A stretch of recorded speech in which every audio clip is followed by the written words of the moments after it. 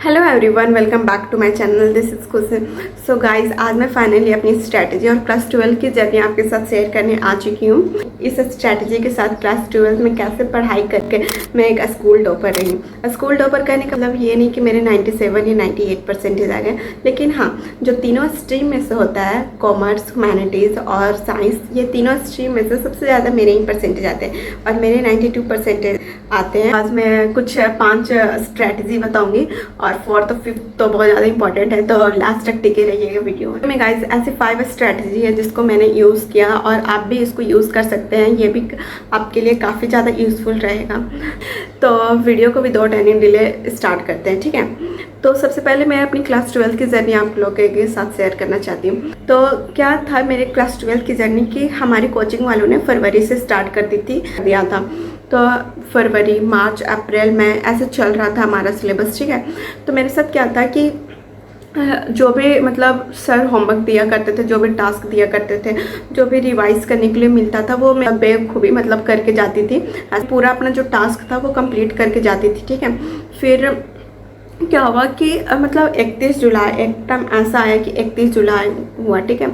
और मैंने बहुत सारा मतलब वीडियो सर्च किया और एज अ स्टूडेंट सभी लोग करते होंगे how to get good percentage in class 12 board exam, या फिर अगर जो क्लास 10th में होंगे वो करते होंगे how to get good percentage in class 10th board exam, ठीक है। तो मैंने भी मतलब ऐसे ही वीडियो में बहुत ऐसा सर्च करती थी कि मुझे कैसे स्ट्रैटेजी मिल जाए जिससे मैं भी मेरा सिलेबस है वो ख़त्म होकर और मैं अच्छे परसेंटेज ला पाऊँ, ठीक है। तो मैंने 31 जुलाई को ऐसा बहुत सारा मैंने वीडियो देख लिया और तो मुझे एक चीज़ ऐसा पता चला कि पहले जो भी आपका सिलेबस है ना, वो पहले आप सारा एक पेपर में लिख लो और ना वॉल पे पेस्ट कर लो, जिससे आपको एक आइडिया मिलेगा कि हाँ ये मतलब इतना सारा सिलेबस बचा हुआ है और मेरा इस सारे सिलेबस में से आप मतलब कौन सा ज़्यादा चैप्टर आपने पढ़ रखा है और कौन सा आपका बचा हुआ है या फिर कौन सा आपने पढ़ा ही नहीं है। तो ऐसे अगर आप भी करते तो आपको भी मतलब एक बहुत ज़्यादा हेल्पफुल रहेगा आपके लिए। मतलब जितना भी आपने सब्जेक्ट ऑप्ट किया है क्लास 12 में, वो पहले आप ना पेपर में लिखो और उसको जहाँ पे भी आप पढ़ते होंगे वहाँ पे आप पेस्ट कर दो। मैंने तो बिल्कुल ऐसे ही किया था। जितने भी मेरे मतलब टोटल 5 सब्जेक्ट थे, ह्यूमैनिटीज़ बैकग्राउंड की हूँ मैं, तो मैंने 5 सब्जेक्ट ऑप्ट किए थे और मैंने अपने जितना भी सिलेबस था वो एक पेपर में लिखा और उसको जहाँ पे मैं पढ़ती थी वहाँ पे पेस्ट कर दिया। और इससे मुझे एक आइडिया मिलता था कि मेरा कितना सिलेबस ख़त्म हो चुका है, कितना बाकी है और कितना मैंने पढ़ा ही नहीं है और कितना ऐसा कौन सा चैप्टर है जिससे हाई वेटेज का है। और मतलब जो भी सब लोग अलग अलग स्ट्रीम के होते हैं या फिर साइंस कॉमर्स हैं, वो सबको पता होगा कि मैं ये इस चैप्टर से ज़्यादा वेटेज है, इस चैप्टर से ज़्यादा क्वेश्चन पूछे जाते हैं, तो उनको बार बार अपना मतलब रिवाइज़ करो। मैं बिल्कुल ऐसे ही करती थी। तो क्या हुआ कि मैंने 31 जुलाई को ऐसा मतलब वीडियो देखा और 31 जुलाई को वीडियो देखकर 1 अगस्त से मतलब मैंने अपना स्टार्ट कर दिया था। मैं क्या करती थी कि मैं कभी भी मतलब उठ जाती थी, ऐसा नहीं था कि मैं उस टास्क को पूरा ही कंप्लीट करके उठूँ। बचपन में तो सभी लोग ऐसा मतलब करते हैं कि नहीं, मैं पूरा इस टास्क को अगर मैं पूरा फिनिश करूँगी तभी मैं कुछ करूँगी, लेकिन जैसे जैसे हम लोग बड़े होते हैं हम लोग उसको टॉलरेट करना सीख जाते हैं। लेकिन ऐसा बिल्कुल भी नहीं करना है।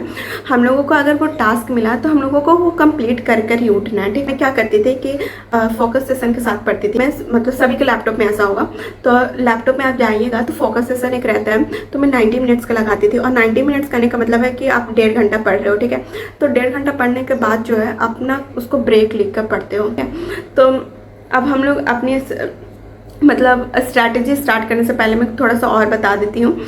तो जैसे कि क्लास 12 का जो हम लोगों का होता है वो हम लोग ट्राई करें कि दिसंबर तक हम लोगों का ना सारा फिनिश हो जाना चाहिए, जिससे हम लोग जो 2 महीना होता है जनवरी फरवरी में वो सैम्पल पेपर लगाएं। और मैं भी मतलब अगस्त से जब स्टार्ट की थी तो मैंने भी यही सोचा था कि दिसंबर तक मैं सारा कंप्लीट कर लूँगी और जनवरी में जितना भी होगा मैं सारा सिर्फ रिवाइज करूँगी, मुझे कुछ नहीं अलग से पढ़ना है, मैं सिर्फ रिवाइज करूँगी। और फरवरी में जो भी मेरे पास टाइम बचेगा, मतलब मेरा जो एग्ज़ाम स्टार्ट हुआ था वो 26 फेब से था और 26 फेब को मेरा जो था वो ज्योग्राफी था। ये भी नहीं बोलते हो कि अगर आपसे दिसंबर में सिलेबस ख़त्म नहीं होगा तो आप मतलब अच्छे परसेंटेज नहीं लेके आ पाओगे, क्योंकि मेरा भी कुछ दिसंबर में सिलेबस ख़त्म नहीं हुआ था। मतलब मेरा जो एग्ज़ाम था वो 30 मार्च तक चला था और 30 मार्च को मेरा हिस्ट्री का एग्ज़ाम था। मैंने मतलब 30 मार्च तक मैंने पढ़ाई की है। मतलब जो मुझे मतलब रियली जो मैंने स्टार्ट किया था ना वो जनवरी से स्टार्ट किया था।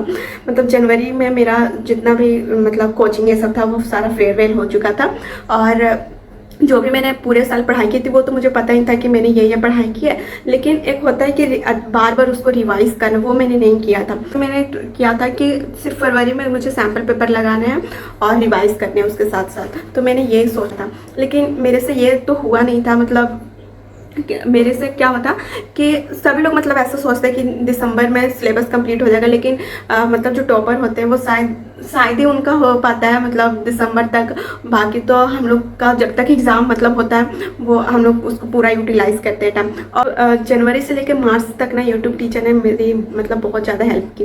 तो क्या होता है कि मतलब दिसंबर तक तो हमारा कोचिंग चला, और फिर जनवरी में मैंने क्या किया कि मतलब स्टार्टिंग से मतलब सिलेबस मैंने निकाला और वन शॉट वीडियो सारा देख लिया। और वन शॉट वीडियो देखने के बाद उसको मतलब टाइम टू टाइम मैंने रिवाइज़ किया। और रिवाइज़ कैसे किया पता है? मतलब पूरा एनसीईआरटी मैंने खोल के नहीं बैठ गई थी, क्योंकि मतलब जो भी इस टाइम जनवरी फरवरी में एनसीईआरटी पूरा खोल के बैठेगा पढ़ेगा वो बहुत ज़्यादा बड़ी गलती करेगा। तो उससे मतलब टाइम भी पूरा वेस्ट होगा, क्योंकि पूरे साल जब अगर एनसीईआरटी पूरा देखते नहीं हैं मतलब ऊपर ऊपर से बस पढ़ लेते हैं, तो लास्ट टाइम में ऐसा नहीं लगता है कि अगर एनसीईआरटी खोल लेते हैं तो अच्छे परसेंटेज आ जाएंगे, ऐसा नहीं होगा। तो क्या होता है कि मैंने जो सैम्पल पेपर और सवाल की मैंने ली थी, तो उसमें ना शॉर्ट नोट्स बने हुए थे, मतलब डिटेल में ही थी बट थोड़ा सा क्रिप्स तरीके से थी कि हाँ इस पता चल जाए कि इस वीडियो में क्या था। मतलब जो भी मतलब यूट्यूब से मैं पढ़ती थी तो वीडियो मैंने देख लेती थी, और फिर जो सैम्पल पेपर का नोट्स रहता था वो मैं पढ़ लेती थी, तो मुझे एक आइडिया लग जाता था कि हाँ ऐसे ऐसे है। और फिर अब बात करते हैं कि मतलब सैम्पल पेपर लगाने से क्या होता है। सैम्पल पेपर लगाने से पता चल जाता है कि हाँ इस जो चैप्टर है, इस चैप्टर से ये क्वेश्चन पूछे जा रहा है और रिपीटेड क्वेश्चन है। ऐसा कोई भी क्वेश्चन नहीं होता है कि हमारे पास्ट ईयर में नहीं होता, वो पास्ट ईयर में रिपीट ही करते रहती है और वो भी बार बार रिपीट करती है। तो अब ज़्यादा वहाँ गाथा ना सुनाते हुए अब मैं स्ट्रैटेजी की बात करती हूँ। तो क्या क्या मेरी स्ट्रैटेजी रही है। तो गाइस अब बात करते हैं स्ट्रैटेजी के बारे में, जो कि सभी लोग यहाँ पे स्टूडेंट वेट भी कर रहे होंगे। तो जो मेरी फर्स्ट स्ट्रैटेजी थी वो डिसिप्लिन थी। तो डिसिप्लिन गाइस बहुत ज़्यादा मैटर करती है, अगर आप मानो या ना मानो। मतलब मैंने जो अगस्त से स्टार्ट की थी पढ़ाई वो डिसिप्लिन से ही मैंने की थी, लेकिन जो भी मेरा जनवरी फरवरी मार्च का जो मंथ रहा था, तब मूड आपका नहीं है पढ़ने का, फिर भी आप पढ़ो। आप जो भी सेक्रीफाइस करना है सेक्रीफाइस करो। जैसे कि अगर आपके फ़ोन में कुछ सोशल प्लेटफॉर्म होगा लाइक यूट्यूब, इंस्टा, फेसबुक, तो ये सबसे आप दूर रहो। तो मेरे फ़ोन में मतलब सिर्फ यूट्यूब ही था, मतलब रियली मेरे फ़ोन में नहीं इंस्टा था नहीं फेसबुक था, तो डिस्ट्रक्शन का तो कोई बात ही नहीं था। तो सिर्फ मेरे फ़ोन में यूट्यूब था, तो मैं यूट्यूब में शॉर्ट्स देखती थी, वीडियोस देखती थी। लेकिन जनवरी से जो भी था गाइस मैंने बहुत ज़्यादा सेक्रीफाइस किए। और मतलब जो पढ़ाई से रिलेटेड वीडियोस होती थी, जैसे कि वन शॉट देखना, अपना सिलेबस खत्म करना, सेट में वही करते थे। उसके अलावा मतलब कुछ भी मतलब नहीं देखते थे शॉर्ट्स वगैरह। तो ये अगर आप भी कर सकते हैं, मतलब 3 महीना के लिए आप जो भी है, या फिर क्लास 12 में ही आप अगर अपने सोशल प्लेटफॉर्म को अगर आप रिमूव करना चाहते हो तो आप कर सकते हो, जिससे आपके भी अच्छे परसेंटेज आ पाए। अगर आपका मतलब डिसिप्लिन में क्या होता है ना कि अगर आपका मूड कर हो या फिर ना हो, आपको पढ़ाई करनी ही तो करनी ही है। तो अब सेकेंड स्ट्रैटेजीज की बात करें, कंसिस्टेंसी। तो कंसिस्टेंसी में गाइस क्या होता है ना कि आपको मतलब स्मॉल स्टेप लेनी होगी कि नहीं मुझे आज इतना टास्क कंप्लीट करना है, तो आज मुझे इतना टास्क कंप्लीट करना ही है तो करना ही है। मुझे उसको मतलब टॉलरेट नहीं करना है कि नहीं मैं कल कर दूँगी परसों कर दूँगी। लेकिन अगर वो भी आप नहीं कर पाते हो तो हाँ थोड़ा सा कर सकते हो। जैसे कि अगर मैं एक एग्जांपल लूँ तो ना 100 मीटर तक अगर आपको रेस लगानी है, तो 100 मीटर तक अगर आप रेस नहीं लगा पाओ तो 80 मीटर तक तो रेस लगा ही सकते हो ना। तो 80 मीटर तक आप जरूर रेस लगाओ, तो आपका ये जो कंसिस्टेंसी रहेगा वो आपका मतलब मेंटेन रहेगा। ठीक है, तो आप बात करते हैं थर्ड टेक्निक की। जो थर्ड स्ट्रैटेजी है वो है अल्टीमेट गोल। तो गाइस मतलब आपका वाई ही क्लियर नहीं है कि मैं पढ़ क्यों रही हूँ, पढ़ क्यों रहा हूँ, कि मतलब मुझे अच्छे परसेंटेज लाने हैं कि नहीं लाने हैं, तो मतलब कोई फ़ायदा नहीं है। तो आपका अल्टीमेट गोल जो है वो क्लियर होना चाहिए। और अगर आपका अल्टीमेट गोल ही क्लियर नहीं है तो डिसिप्लिन और कंसिस्टेंसी का कोई मतलब मैटर नहीं करता।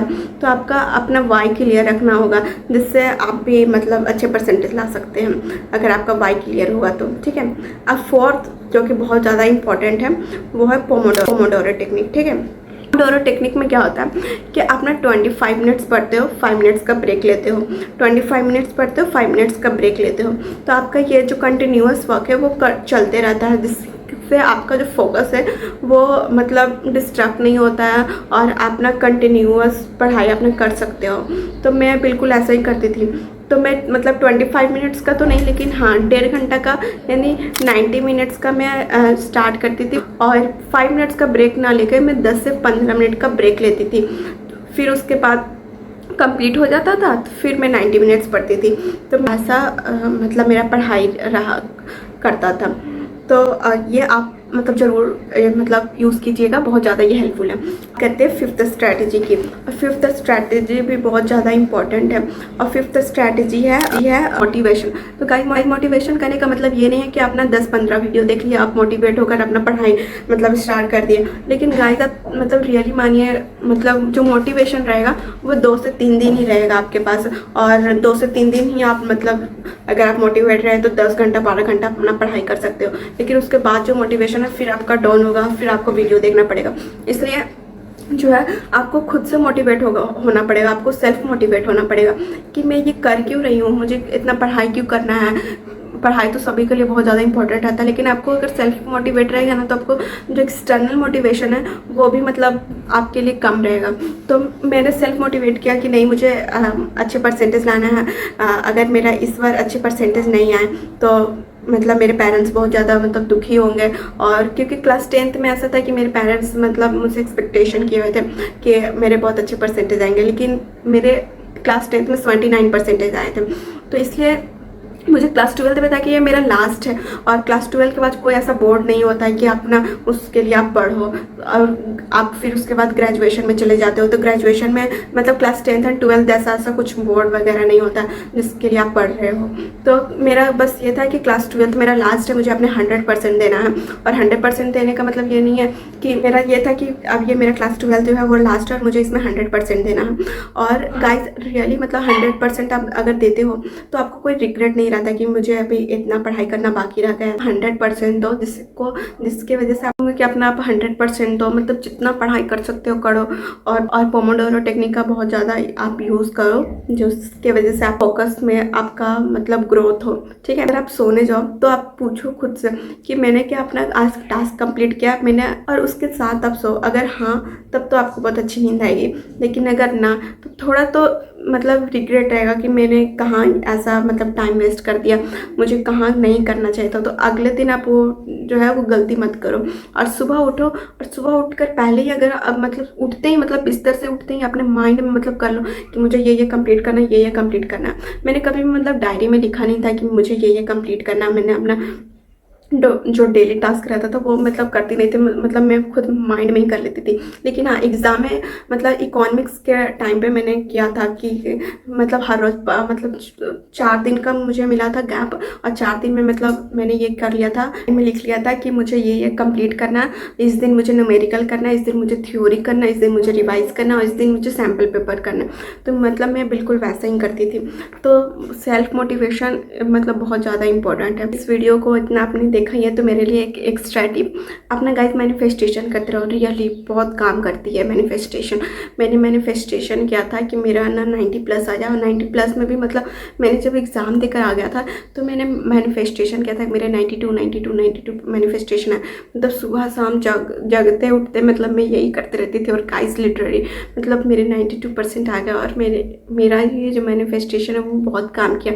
अगर आप भी जानना चाहते हो मेरे मैनिफेस्टेशन के बारे में और मैंने किन किन टीचर से पढ़ाई की थी तो मुझे ज़रूर बताइएगा, मैं ज़रूर बताऊंगी। और आप जो भी मैंने स्ट्रैटेजी बताएं आप उसको ज़रूर फॉलो कीजिए, आपके लिए बहुत ज़्यादा हेल्पफुल रहेगी। तो इस वीडियो को इतने ही रखते हैं, तब तक के लिए बाय बाय।